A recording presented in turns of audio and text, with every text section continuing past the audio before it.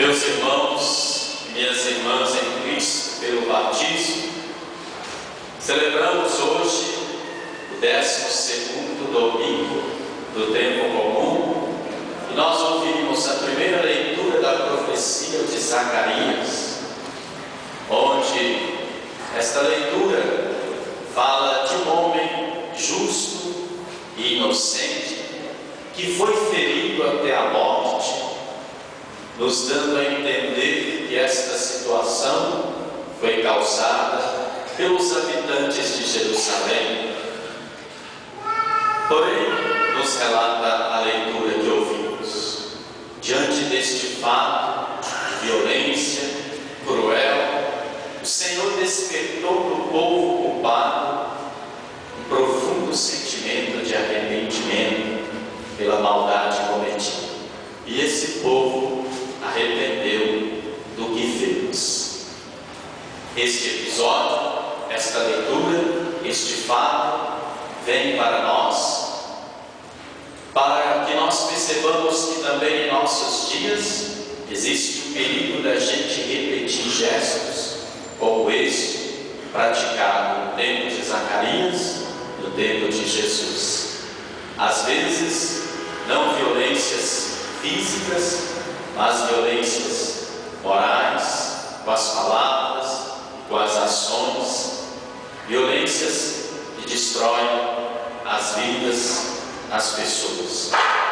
Por isso, diante deste episódio, a leitura nos leva a refletir por que os justos são perseguidos, por que os que promovem a paz, os que promovem a fraternidade, acabam sendo oprimidos, porque também em nossas comunidades, em nosso tempo, em nossa sociedade, as pessoas só se percebem o erro cometido quando já é tarde, quando já prejudicou, quando já destruiu as vidas. Às vezes, o erro que cometemos só descobrimos que erramos, que cometemos depois que já prejudicamos muitas vidas.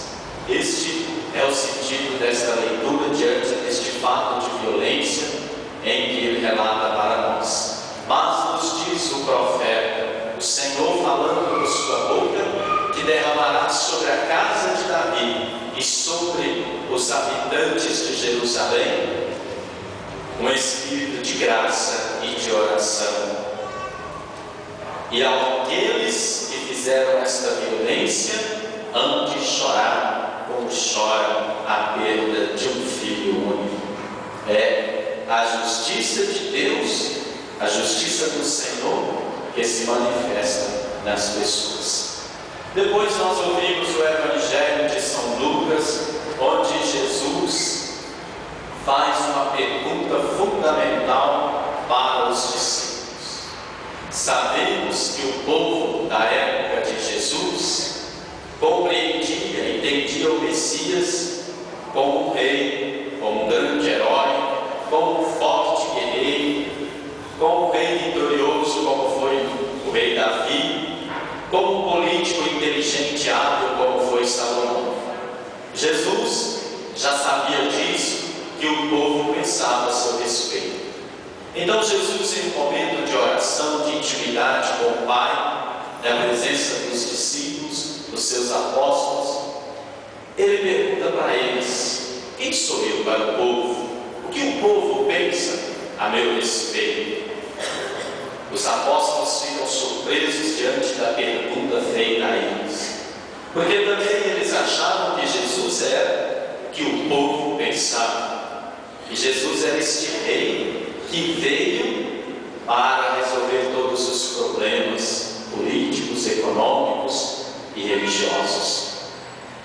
Mas eles respondem, uns dizem que é as Elias, outros dizem que é as Jeremias, outros ainda dizem que você é algum dos profetas que morreu e ressuscitou e está aqui no nosso mundo.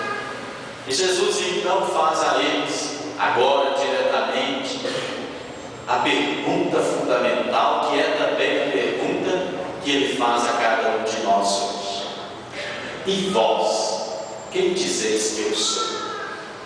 E vocês, que desde o início da minha vida pública caminha comigo, participa da minha vida, alimenta comigo, caminha, sofre, passa por situações difíceis, quem sou eu para vocês? Esta mesma pergunta Jesus faz para nós hoje. Para você que comunga todos os domingos, se não todos os dias, quem é Jesus para você? Para você que diz que Jesus é o Senhor da sua vida, que sem Ele você não existe verdadeiramente, quem é esse Jesus?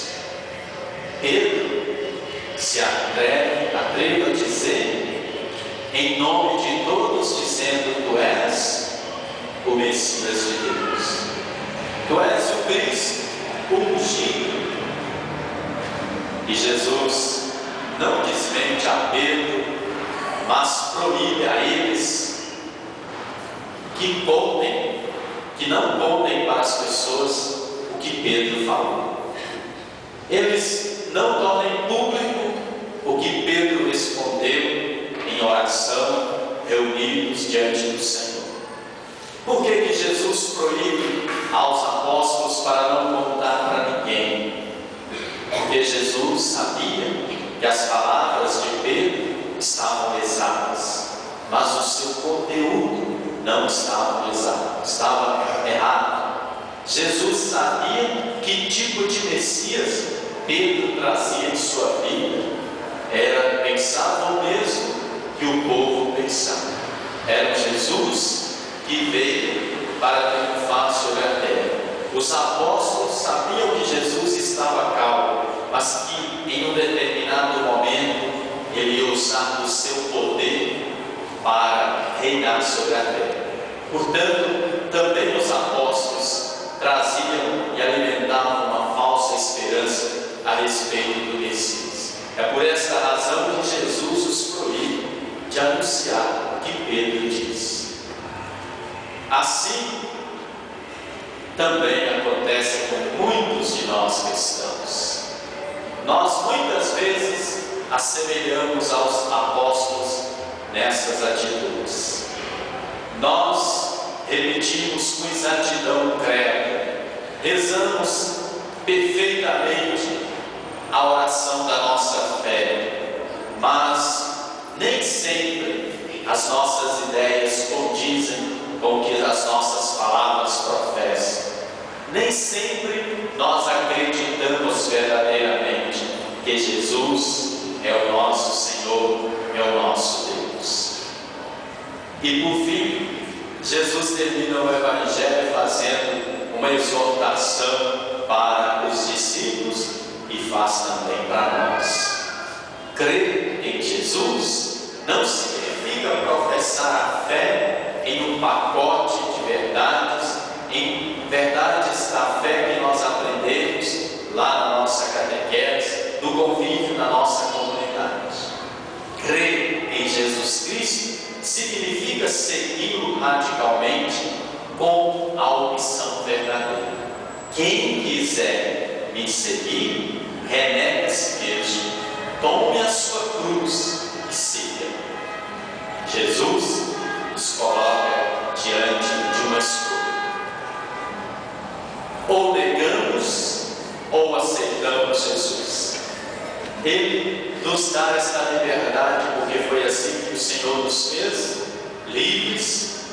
Ele nos deixa livres para escolher seguir ou não seguir. Mas para aqueles que optam em seguir, ele diz: aí já não é mais condição, você tem o que fazer, tem que renunciar a si mesmo, tem que seguir a mim totalmente e verdadeiramente. Jesus, portanto, não pede de nós que façamos algum sacrifício, mas pede que livremente nós o escolhemos como Senhor da nossa vida, como Senhor das nossas famílias, como Senhor da nossa igreja.